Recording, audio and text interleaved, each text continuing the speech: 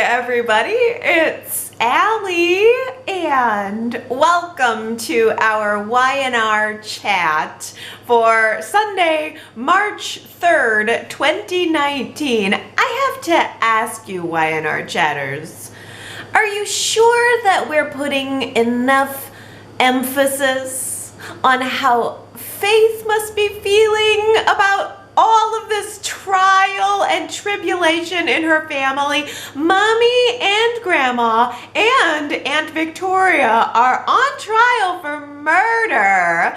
If this child keeps a journal, which I'm sure she does, then it should surely be turned into a movie. Same for Reed. Mommy and Grandma are on trial for murdering my dad. It is a Hallmark movie waiting to happen. Well, I certainly am enjoying the big, brilliant dose of Michael Baldwin that we are getting right now. You know I'm lapping that up. And is it me, or is Brittany Hodges the breakout star of this trial? I think she's excellent. I love her delivery. She seems very serious and believable, and probably because she also is a real life attorney. She is giving credence to the beats of the drama in the courtroom. I love her right now. And I almost forgot how staunch Christine can be. It's been a while since we've seen her in her full legal eagle mode, and it has been pretty enjoyable, I'd say. I did absolutely lose my mind when Victor stood up right in the middle of Christine's opening argument. Ladies and gentlemen of the jury, I'm Victor Newman.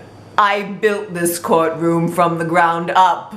Oh no, wait, I'm sorry. I didn't build this courtroom from the ground up. I got confused. I built this town from the ground up. But the point is, I'm Victor Newman.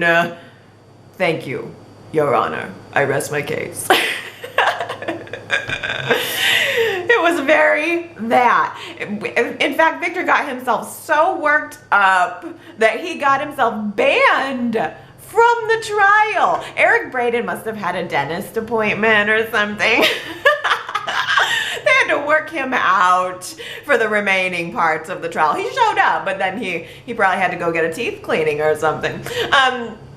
Mariah's testimony was probably the most interesting thing at the end of the week. She gets called to the stand, and truly, Mariah is stuck in between a rock and a hard place right now. The rock is named Sharon, and the hard place is named Tessa. And I don't really know what Mariah's gonna do. Christine plays her that surveillance video which shows the Margarita crew dragging JT's body into the trunk of their car, and Christine forces Mariah to admit that she has seen it before. While Michael, who is not representing Sharon, by the way, Michael is only representing Nikki and Victoria, so Michael is gonna do everything he can do to get his clients off. He starts laying into Mariah, grilling her about how she came to see that video, who it was that sent it to her. We all know that the answer is Tessa. Mariah knows that the answer is Tessa. Everyone else on trial knows that it's Tessa. I am half expecting Tessa to stand up and admit it. I don't know, maybe that's not feasible. Or I don't know, maybe Nikki and Victoria will just decide to bust Tessa out. I mean, what motive do they have for helping to cover up any role that she might have had in the whole thing? I think casting some blame onto Tessa would probably help their cases, which I'm sure is what Michael is thinking. Honestly, I don't know if everyone else is getting dragged in and hauled off for this for their part in the whole JT murder debacle, then I'm expecting that Tess is gonna get dragged into it too. Phyllis is public enemy number one, but I gotta admit, I'm really looking forward to seeing what she's going to do next. Last week I asked you guys if you felt that Phyllis would be a savior to the Margarita crew, or if she was just a straight up snitch. The majority of you felt, 78%, that Phyllis is just a straight up betrayer, and Nick agreed with you. Nick kicks Phyllis out of his life and out of his house.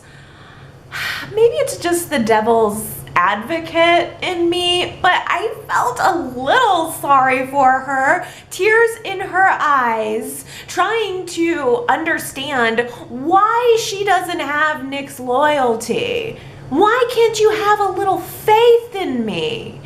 Is what she said to him. And it's not the first time in the course of their relationship and in him finding out her involvement in all of this where she's questioned him about that. Why is it that your loyalty extends to your mom and Victoria and Sharon, but it doesn't extend to me? I think there's plenty of good reasons that he has to kick her out and not trust her. She did make a deal to save herself, and it makes her look bad. It makes her look self-serving. And I think that she is self-serving, but I also think Phyllis believes she is the savior. I think she thinks she's the one that's going to get him out of this mess. And Summer seems to believe her and support her also. It's good to have Summer supporting Phyllis right now because their relationship has had such down and dirty turmoil. It's nice to see them coming together now, and maybe a part of Summer's redemption story will be the fact that she's trying to present Phyllis's perspective to Nick and to try to help save their relationship. I think from Phyllis's point of view, she did what she had to do to save herself, and I think next week she's going to continue to try to save the others. Everyone at Jabot is pouncing on Phyllis, especially Billy. I think that Billy has some valid concerns about Phyllis's ability to adequately run this major company in the midst of a very public scandal. But I also do think that Billy is taking out some of his frustration on Phyllis over what happened in their relationship and also over what is happening to Victoria right now. I think Phyllis is the convenient scapegoat for him for more than one reason. So the lines are drawn now between Team Abbott men and Team Phyllis, and caught right in the middle of it all is Carrie. Carrie has already pledged her loyalty to Phyllis. Phyllis saw the war coming. She knew that Billy was going to do this and that he was going to try to rally troops. So Phyllis already talked to Carrie preemptively to make sure that she could count on her before the first shots were even fired. But now Billy is pressuring Jack to use Carrie as a go-between, to bring her over to Team Abbott, and even to try to get her to draw info out of Phyllis that they can use against Phyllis to get her out of the company.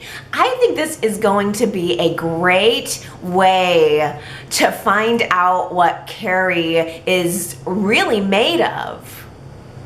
And in some ways, I think it's going to be a good temperature check on seeing what Jack is really made of too. Like, are we looking at a new and improved this century Jack Abbott? Or are we still looking at the same guy who is all too willing to use a woman to get what it is he wants? Lola's condition has become very dire. She needs a liver transplant, and neither of her brothers are a match. Mia's health condition has taken her out of the running to be a donor. I thought for sure that Kyle would end up being the match. He wasn't, but he put out this big nationwide search on GC Buzz to solicit donors to try to get someone who would be a match for Lola. And it was a gesture that ended up turning Arturo's attitude around on him. Early in the week, Kyle had to dress up like a doctor to sneak in to Lola's hospital room to even see her, to talk to her. And then by the end of the week, Arturo was thanking him as people are flocking to get tested to see if they can donate to save Lola's life. So I thought that Kyle would be the donor and that would be the thing that turned Arturo around. But what would be even better is if Summer turns out to be the perfect match for Lola's liver. Because then Summer can donate liver tissue and go through this surgery to save Kyle's love because of her love for Kyle. Wouldn't that be beautiful? I think that's a nice little story there. And then Kyle would be further torn between the love that he almost lost and the love that he tried to throw away. Oh, that could get interesting. Who do you want to see Kyle with, Y&R Chatters? That's our poll question of the week. Would you rather see Kyle with Summer or Lola? We've had enough time to chemistry test both couples, and I want to know who it is that you want to see succeed here. Do you want to see him with Kyle, or do you want to see Kyle with Summer or Lola, if you had to pick? I know there's probably people who are not wanting to see him with either of them, but let's throw down the gauntlet and make you choose. YRChat.com is where you can cast your vote on that, and I'll read you the results on next week's Y&R Chat. Ray recognizes that Mia is the owner of the earring that's at the center of Lola's assault case, and right as he's clicking on the cuffs to arrest her, Mia blurts out, "You can't do this, Ray, I'm pregnant." Man! She didn't even miss a beat, did she? Lying must be like second nature to her, or I don't know, maybe her self-preservation instinct just kicked in that moment and she started pleading her case. You can't send the mother of your child to prison, and you can't allow your child to be born behind bars. You know what happens to pregnant women in prison? They get strapped down while giving birth. Is that true? Can somebody tell me, is that true? I have no knowledge of how that even works if you're pregnant in prison, but that can't be true. Like, strapped down like an animal? That's so horrible and heartless, and oh my goodness. She knew which buttons to push. Good for Ray, though. He didn't believe her right away. He's hip to her manipulations at this point.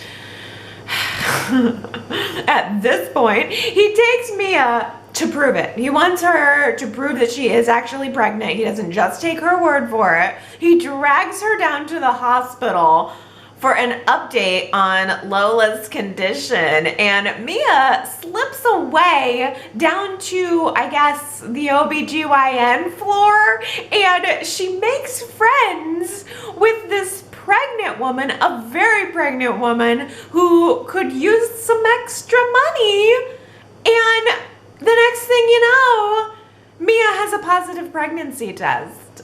I would really like to have heard Mia's pitch to this pregnant woman, because I don't know how you can ask someone to pee for you. And I don't know that there's any amount of money that would have made me do that for some weird stranger.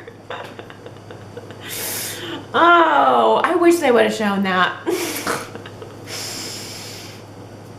Well, somehow Mia manages to pull it off. She happily hands that positive pregnancy test over to Ray. It is a really cruel thing to do to Ray. This is a man who always wanted a child. He has said that even before any of this came up. And Mia knew that. Mia knew that a problem in their relationship was always that he wanted children and she didn't. And so she took that information and then played on it to save herself from going to prison, to save herself from suffering the consequences of her own actions. And she's talking to Ray, really laying it on thick about how happy she is to become a mother, how she's actually looking forward to those 4 a.m. feedings. Please. I know it's bad, but it could also be good. We haven't really had a fake pregnancy in a while, so I'm intrigued by how Mia is going to try to pull this off. How far is she going to go? Well, since I've still been in the midst of my move, I didn't have a chance to pull a Who Said It quote last week, but I did pull one this week, so you can tell me if you know who said this. Spoiled, entitled, rich, above the law. Doesn't that seem like a good summary of this week? Spoiled, entitled, rich, above the law. I think they could probably just rename Y&R. Spoiled, entitled, rich, above the law. Yeah, that'd be a good new title for the show. Well, if you think you know who said that line, you can go to yrchat.com to leave your guess. And if you get it right, then oh yes, I will give you your shout out on next week's Y&R Chat. Let's read a few of your comments. Now these are just comments that I was able to quickly pull off the website. I usually have comments coming from lots of different places, but these were just the easiest for me to copy and paste. So let's dig into these. Laura says, I'm done with the hospital bedside. I love you. Please wake up. Yeah, I think you know what Laura's saying is it's not just what's going on with Lola right now, but it's been done so many times over the years.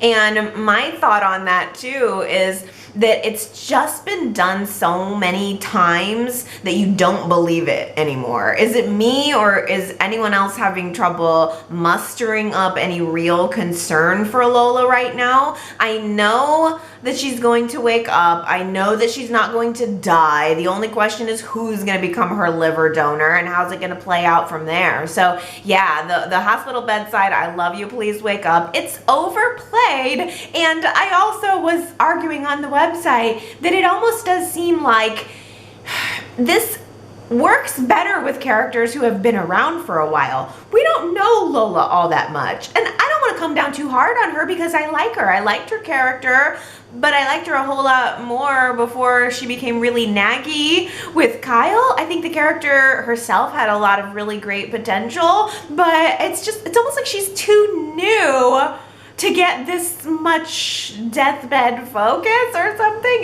You should have had to have been around at least a little while to get the full attention for the bedside, please wake up, I love you. Sandra says, honestly, I'm thinking the whole Rosales family is gonna be exiting the Genoa City scene. I wonder about that too. I love the Rosales family. I think it's the best thing that Mal Young has done, but Mal Young is almost on his way out. I checked Friday's episode. He is still credited on Friday's show.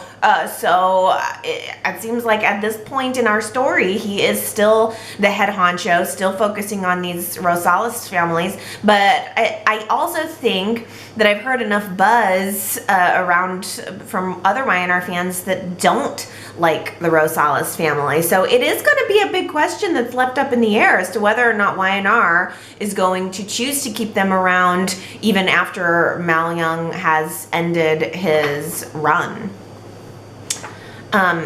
This is just one thing that I have to mention that I didn't have another place for about Devon and Anna.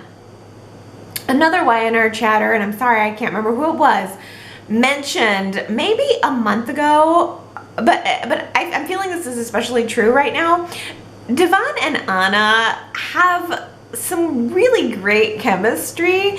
It's almost too bad that they're related. I didn't originate this idea because someone else said it like a month ago, but they're so fun together. They have a really good back and forth. And I hate to say it, hate to think it, but I almost wish that they could be potential boyfriend-girlfriend instead of brother-sister.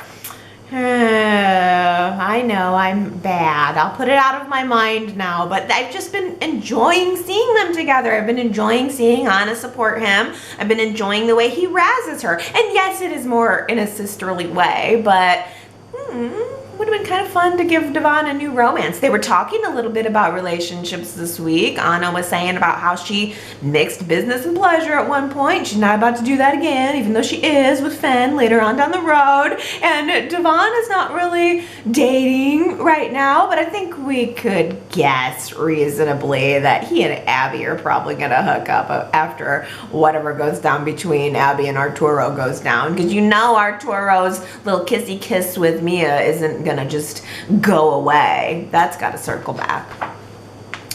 All right, let's talk about this trial.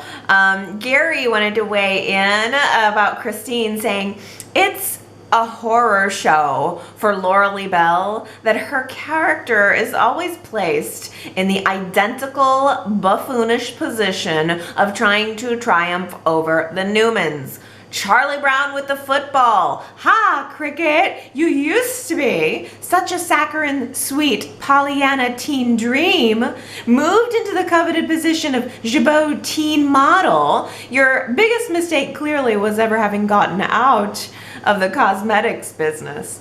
That's a great comment, Gary, because I wasn't watching when Christine was one of the teen scene members. I think I came along right around the time that she was working at Legal Aid. So they had her be a little teeny bopper on the show. I mean, of course, we know that she's the daughter of the creator of the show. So they had her around at a young age being a cute teen, and then they transitioned her into being the person who was always fighting for the underdog, and she was always an attorney. She did a little bit of a stint in corporate law, but then she transitioned into being this very staunch prosecutor, which is not a great position for a character because you can really only be one thing. It's similar to how Paul Williams got pigeonholed. You're always going to be pursuing these main characters. You're never really going to catch them. You're always going to be the buffoon. It's a little bit of a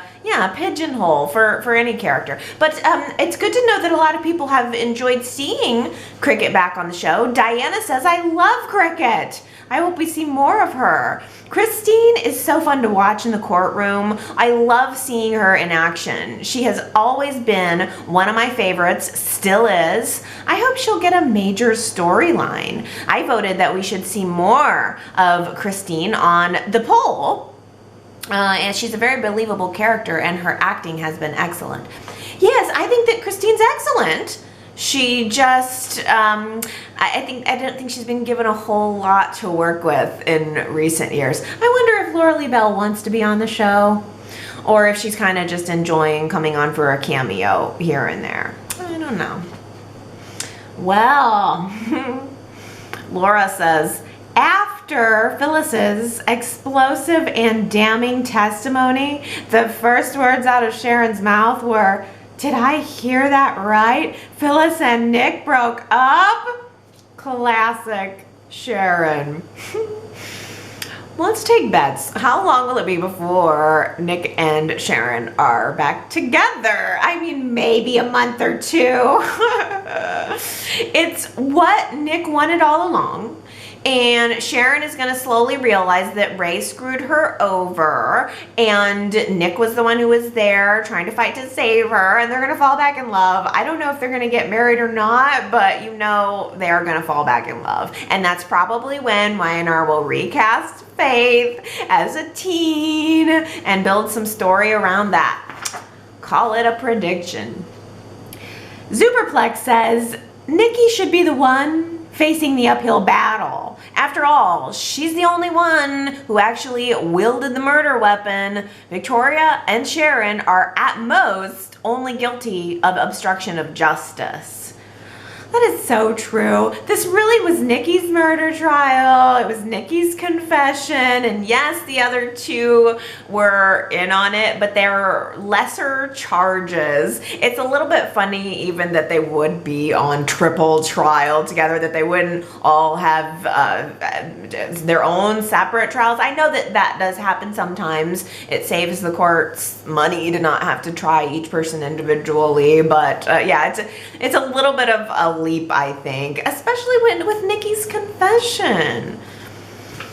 I don't know. I guess probably looking for reality in the soap courtroom is not the best place to look for it. But I think that's another reason why I really like seeing Brittany. I don't know what it is, but I think just knowing that the actress is also an attorney, it just makes the whole thing a little bit more believable, for me anyway. Well, last week's poll, I asked you guys if Phyllis was a savior or a snitch, and Anna says, I think that Phyllis is a snitch, but wasn't Sharon the original snitch?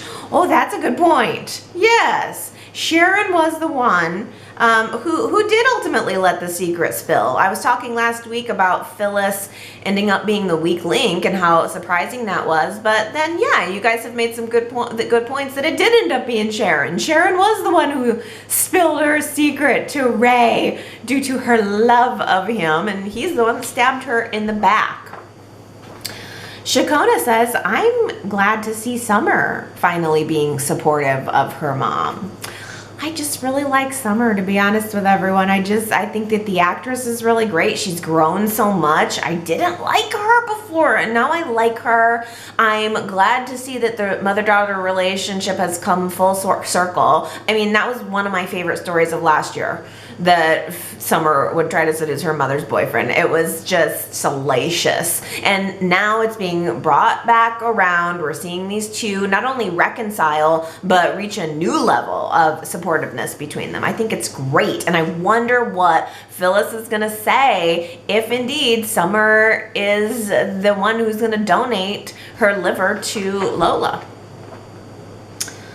Oh, let's see. Well, T. Nicole asks the question that we all need to be asking right now.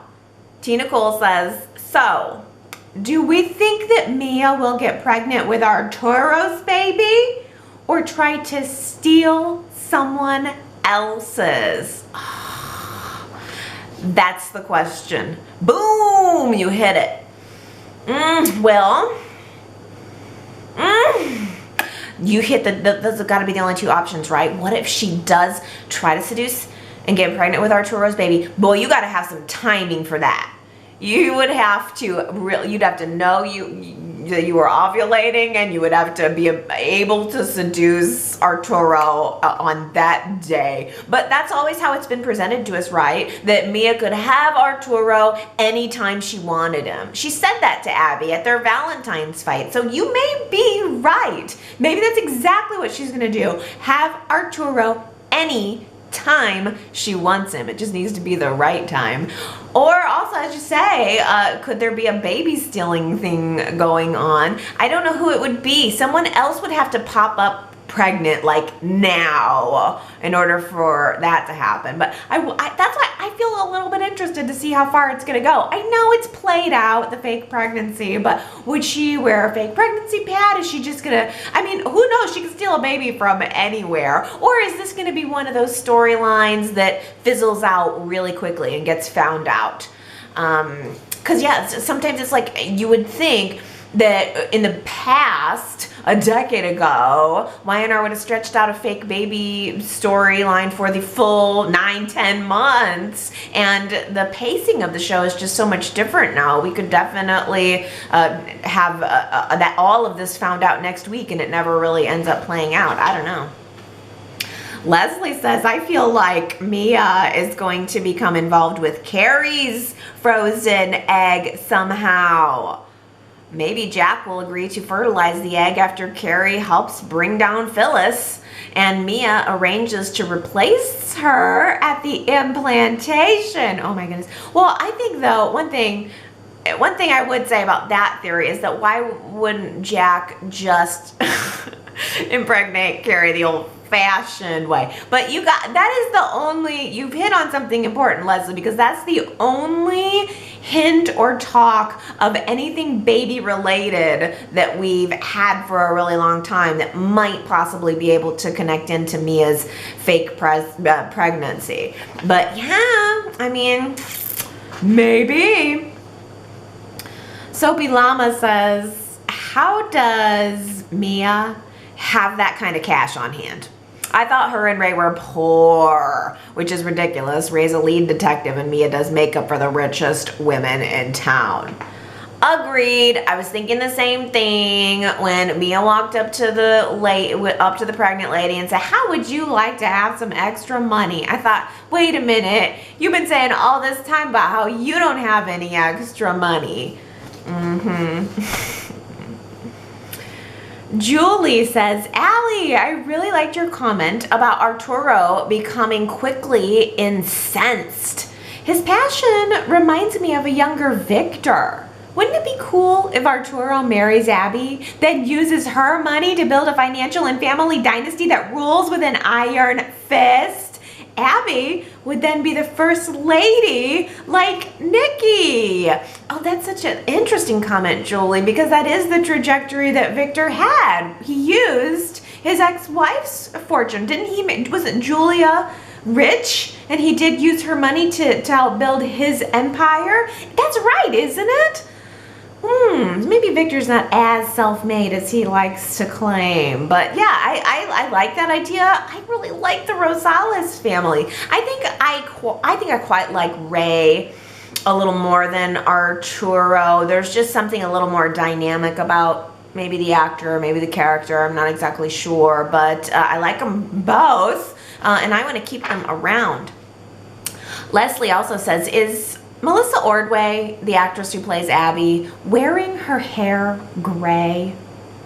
This is a good question because gray is an en vogue hair color right now. You see a lot of younger women actually dyeing their hair gray, and I agree, Abby's hair color has shifted in that direction. I wonder if it is gray or if it's just the way it's showing on the camera, because Eileen Davidson had this hair color too, where it is almost silvery. It's like almost so blonde that it's silver. You know what I'm saying? I think that's an interesting observation, Leslie. I don't know.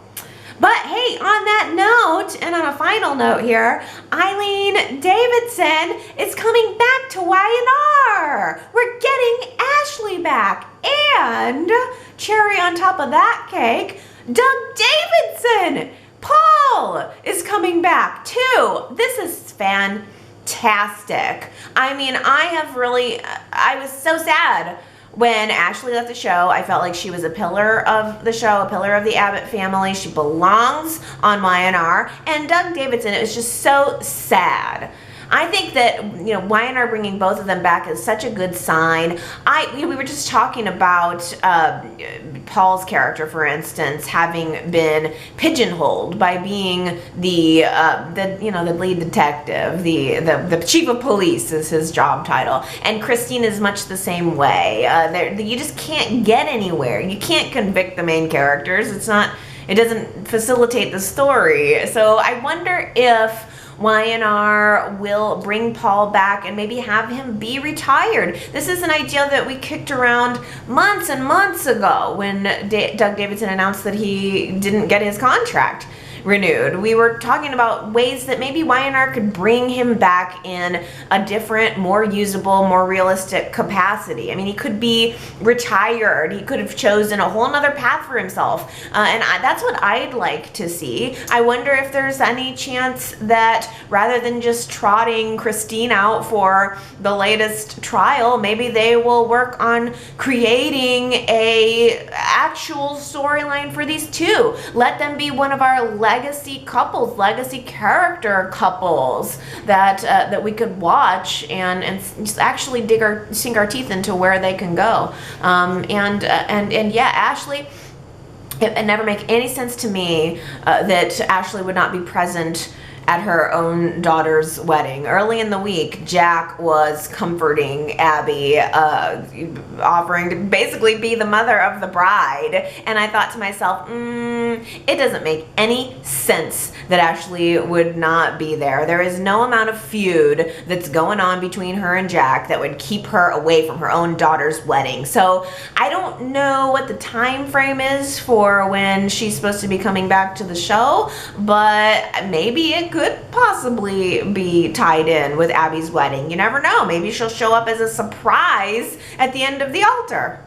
Okay, everybody, I know that this Y&R chat is a little bit shorter than usual. It's actually more the length that it was in the beginning of Y&R chat. But yeah, I know I'm going a little short, but let me tell you, I'm making progress on the house. When I bought the house from an older, elderly couple, and I think one of them was maybe disabled, and I think that as they got older, it became difficult for them to clean things, and I am not a clean freak, but I cannot live in somebody else's grime, so I have literally spent the first 2 weeks on my hands and knees scrubbing this floor, scrubbing the walls. I used like 3/4 of a can of cleaner just trying to get the grease off the outside of the oven. It's just, I bought it as is, so there was no negotiating on the cleaning tasks. I just had to white knuckle my way through just getting it clean to the point where I feel like I can live here.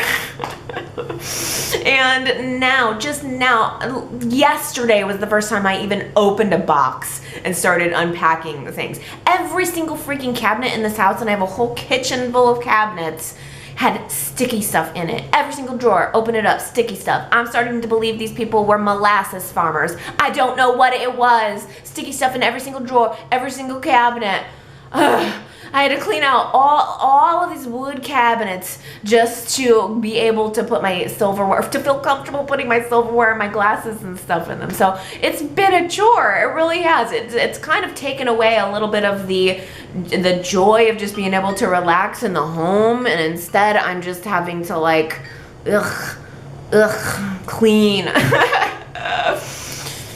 But I'm making progress, and that's my excuse on why Y&R chat is a little bit short this week, because I've been kind of multitasking and, you know, watching and listening to the show, and just I probably didn't take as much time to prep as I usually do, but little by little I'm getting there. I promise I'll be back next week, and hey, I was able to at least get some comments going this week, so I'm moving in the right direction. I might be like fully back in the right direction by next week if I try really hard. Okay, everybody, I love you so much. Hope you have a wonderful week, and I'll see you next Sunday. Bye.